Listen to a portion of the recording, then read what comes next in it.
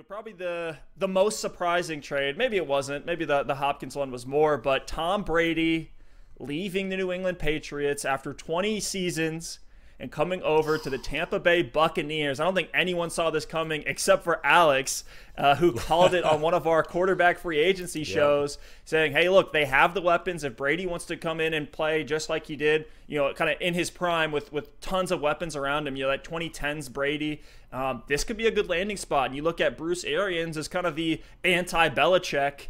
We could see Tom Brady maybe find a sweet spot here as he kind of ends his career in Tampa Bay. But what's your outlook fantasy-wise? Certainly, things are going to change from Jameis Winston over to Tom Brady. Yeah, I think this was kind of the narrative of it's the classic New England rumors again. Tom Brady is looking elsewhere, but everyone's kind of thinking like there's no way Tom Brady's actually leaving. But this one was different. He signed the 2-year, $50 million deal with the Buccaneers. It's fully guaranteed. The Bucs, after going 7-9 last season, they have a lot of really good pieces on that team. Adding Brady, adding a guy who's not going to throw 30 interceptions, I could bet about anything on that. They're going to be a real contender this year, and that's going to be a really fun division with the Buccaneers, the Saints, the Panthers now with Teddy Bridgewater, and the Falcons. So that's going to be super competitive. But from a fantasy perspective, speaking about Tom Brady himself, I'm moving him up into the QB 10 to 12 range. He's a guy that you could take in the middle rounds of a draft, have as kind of your week in, week out starter, and pair him with a deeper sleeper like a Daniel Jones or a Drew Lock or someone like that, and kind of roll out that 1-2 punch and see if you got the upside in a Drew Lock or a Daniel Jones, but then still have Brady for a margin of safety at the quarterback position. So I'm much more interested in Brady now with Chris Godwin and Mike Evans and even O.J. Howard to throw the ball to this season. And something I didn't realize about Brady last year, it seemed like the volume was down and the efficiency was down and everything was down. He still had over 600 attempts last season. Absolutely crazy. And his completion percentage is almost the lowest of his career. People are saying, Jameis Winston, they had so much passing volume, like they won't pass that much with Tom Brady. Tom Brady only threw the ball 13 times less than Jameis Winston last season, and that was in New England. Now you pair him with Bruce Arians.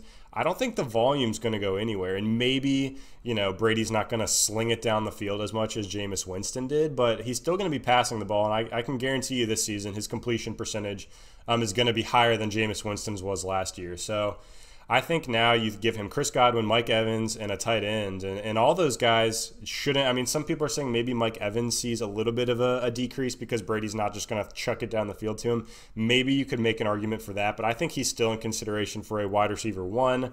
I think Chris Godwin has a similar outlook. Brady's going to be more accurate. Godwin runs a lot of those shorter and underneath routes but can still get open deep. And then a guy I really want to keep an eye on in this offense is O.J. Howard. People have kind of left O.J. Howard for dead after the terrible, terrible things he did to people in 2019. But we know what Brady has done with tight ends in the past. He had that incredible connection with Gronk. He, even used Aaron Hernandez back in the day really well. He's always liked, the slot receivers and the tight ends and the running backs to throw it to. And maybe that's a little bit of the system that Bill Belichick runs.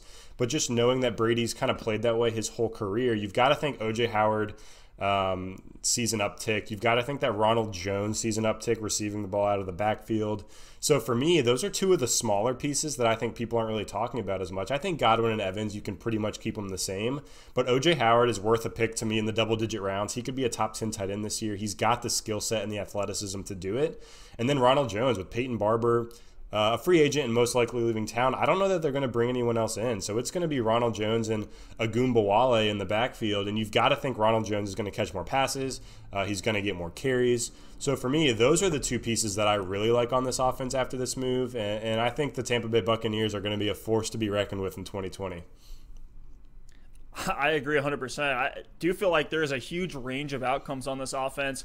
I'm sure beat reporters and Double Move Sports are going to be monitoring this offense like a hawk leading up to this season to really see what they're going to do in terms of what playmakers they want to give the ball to more. What does their game plan look like? What does their scheme look like? What kind of personnel are they running?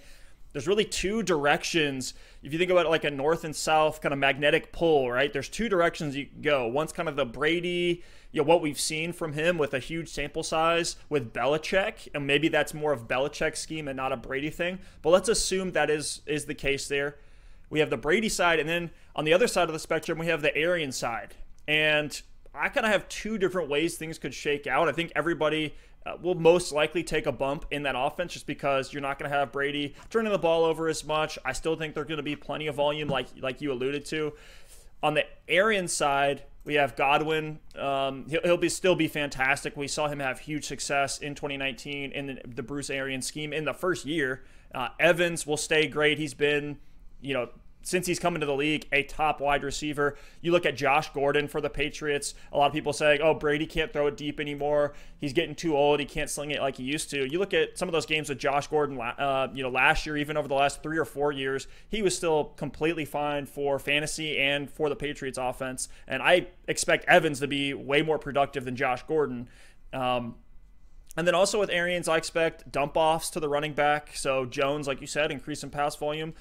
But Arians really doesn't look to the tight end that much. And so this is something that we need to monitor. And then on the Brady side, I see a huge bump to O.J. Howard, huge bump to even Cameron Brate. He's still useful at times. We saw him as a streamer 2 years ago that you could plug in. I think won some people some championships in fantasy. On the Brady side, I also see a huge bump to Ronald Jones. I think Jones gets a bump either way. Evans will be a little bit more boom-bust in a Brady-style offense, like Josh Gordon.